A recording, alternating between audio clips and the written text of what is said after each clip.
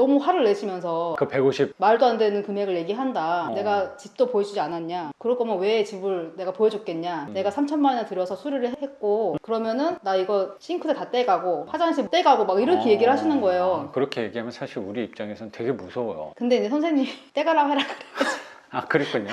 그래가지고 제가 떼가셔도 될 것 같아 이런 식으로 제가 좀 했어요. 떼가는 게 돈인데 뭐 떼가도 비용이잖아요. 뭐 자기가 쓸 수는 없으니까 말을 그렇죠, 그렇게 그렇죠. 하는 거니까. 그러면 사장님 먼저 말씀을 해보시라. 얼마를 원하시냐. 근데 네. 본인은 또 자꾸 금액을 얘기 안 하시는 거예요. 근데 저랑 남편이랑 미리 이제 제가 음. 이 집을 처음 봤을 때 남편한테 얘기를 했어요. 이렇게 잘 돼 있고 뭐뭐 돼 있고. 이 영상이 올라올 땐 선생님 이미 월세를 이거 포함해서 이게 작전돈까지 2개를 이미 받고 있지 않을까 생각이 듭니다, 선생님. 제가 그랬으면 좋겠습니다. 그러면 이거는 올수리 돼 있으니까 비수기여서 오는 사람은 좀 적겠지만 근데 이거는 수리돼 있는 집이니까 오는 사람들 컨택하는 게 조금 다를 거라는 생각은 저는 들어요. 빌라에서 이 정도 컨디션으로 수리하고 집을 내놓는 집은 없을 거라고 감히 생각도 들거든요. 그리고 이거는 주인이 자기가 거주하려고 수리했던 집인 네. 거니까 세입자 내놓는 용으로는 여기까지 수리한 사람들은 당연히 없잖아요. 선생님 집도 이렇게 수리를 안 하는데 저희 집보다 좋은 것 같아요. 그러니까요. 이렇게까지 수리한 적은 단 한 번도 없으니까 분명히 이 집은 경쟁력이 있을 거라고 생각이 좀 들어요. 그래서 너무 걱정하지 않으셔도 될 것 같습니다. 그래서 원금 이자 빼더라도 40만 원 정도는 충분히 갖고 갈 수 있는 집이 될 거라고 생각이 좀 듭니다, 스님. 아우 그러면 너무 기쁠 것 같습니다. 그래요. 그러면 명도에 대해서 여쭤볼게요. 아까 서두에 언급은 해주시긴 했는데 여기는 원래 딸이 살았다. 네. 그리고 낙찰받고 몇 주 뒤에 연락이 어렵게 와서 만나고 어느 정도 얘기하고 집까지 봤다. 그 이후는 어떻게 또 진행했는지 사실 선생님이 거기서 약간 스트레스가 저는 분명히 있었고 이 사람 나갈까 여기에 대한 고민도 꽤 했었다고 생각이 들고 수리가 이만 3천만 원 썼다니까 진짜 3천을 썼는지까지는 모르겠는데 못해도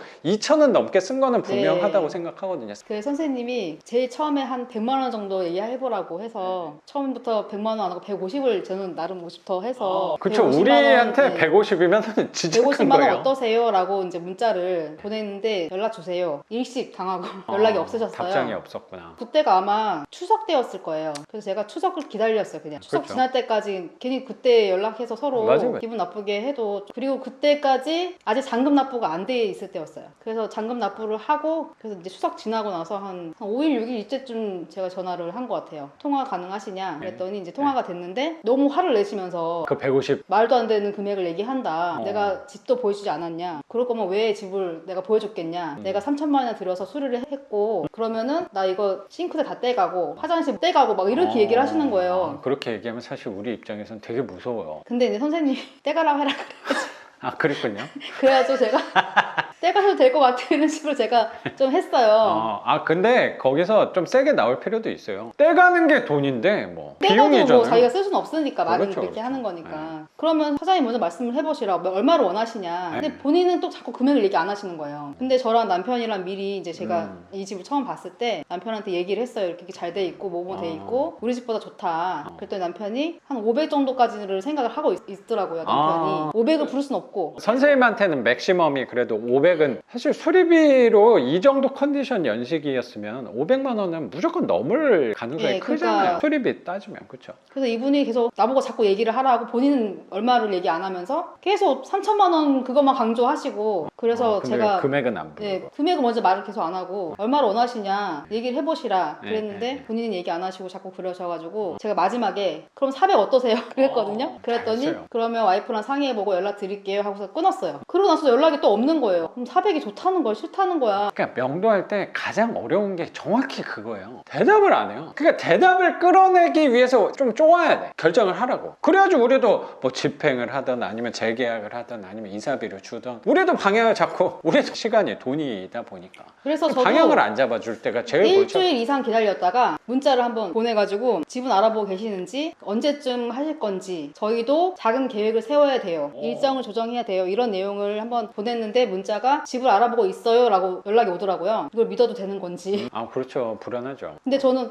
안 믿었어요. 역시 회사 생활 하시면서 감정 노동 많이 하신다 그랬잖아요. 맞아요. 그래서 저 사람 약간 의심하는 게 왜냐면 계속 그동안 처음에 말한 거랑 두 번째 통화할 때랑 내용이 완전 다르게 말을 하는 거예요. 처음에는 경매 당하지도 몰랐다. 딸내미 그러네. 혼냈다. 딸내미가 네. 뭐 신고도 안 해서 그랬다. 그래가지고 아. 저는 처음에 믿었거든요. 알고 봤더니 자기 와이프 명의고 뭐 이런 거잖아요. 그리고 또 이제 연락 주세요 해서 알았어 줄게요 하고 계속 그렇죠. 연락이 없었고 그래서 계속 믿음이 더 없어져 가고 맞네요. 있었는데 네. 알아보고 있다 해가지고 선생님한테 제가 캡처해가지고 또 알아보고 있는 걸까요?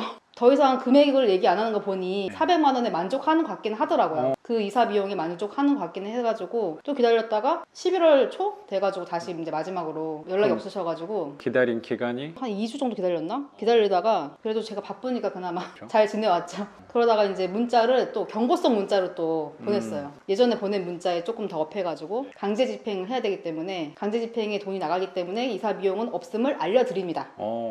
그렇게 하고 날짜도 좀 지정했더니 연락이 문자가 왔어요. 11월 14일. 그날 나가신다는 건가요? 나가신다고 하시더라고요. 아 짧게 단문으로만. 네, 그날밖에 없다고 하네요. 이렇게. 근데 단지 뭐가 문제였냐면 14일 날을 얘기해 놨는데도 이제 반신반의하니까 저 휴가를 써야 되나 말아야 되나 여기로 와봐야 되나 어떻게 되나 이렇게 고민하다가 우선은 휴가는 썼는데 오전 시간에는 남편이 이제 퇴근하고 같이 가자 해가지고 오전 시간 제가 놀고 있잖아요. 14일 날 또 입찰할 것도 찾아가지고 낮 시간은 버리는 게 아까워서 기본이 인천에 돼 있네요.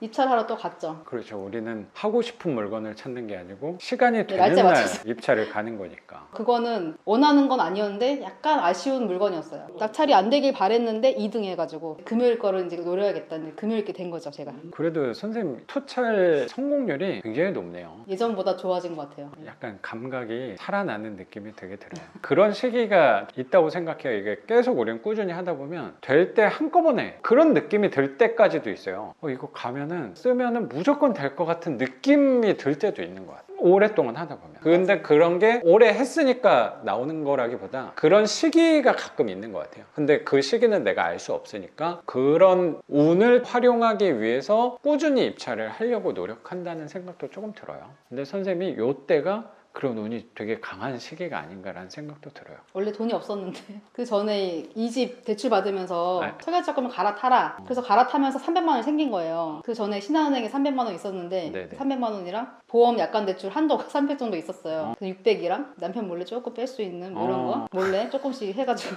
그래서 한 1000만 원 이하 거를 계속 보고 있었는데 이게 다행히 이제 800 얼마 보증금으로 해가지고 닭전동. 저거 두 번째 물건. 뭐 수업 시간에 말씀하셨던 게 돈 없다고 계속 얘기하셨던 것 같은데. 돈이 왜 없냐면요. 갭 투자 많이 했잖아요. 거기에 우선 많이 들어갔고